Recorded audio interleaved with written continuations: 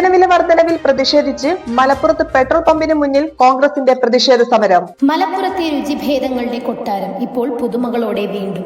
കുസ palace, resto cafe, jubilee road, Malappuram. തെരഞ്ഞെടുപ്പുകൾ കഴിഞ്ഞ് ഫലപ്രഖ്യാപനം വന്ന ശേഷം ഉടനെ പെട്രോൾ വില വർദ്ധിച്ചത് ജനങ്ങളോടുള്ള വഞ്ചനയാണെന്ന് DCC ജില്ലാ സെക്രട്ടറി AK മുഹസിൻ പറഞ്ഞു.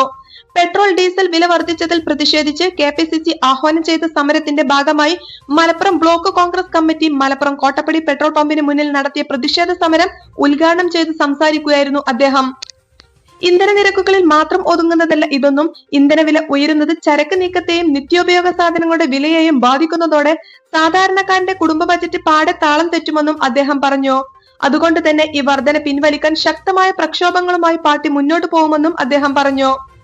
Block Congress president KV Ishaq അധ്യക്ഷത വഹിച്ചു. DCC സെക്രട്ടറി MK മുഹസിൻ ഉദ്ഘാടനം ചെയ്തു.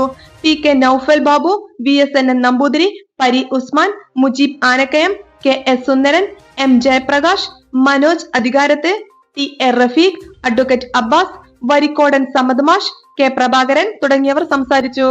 Irfana, SS news, Malappuram.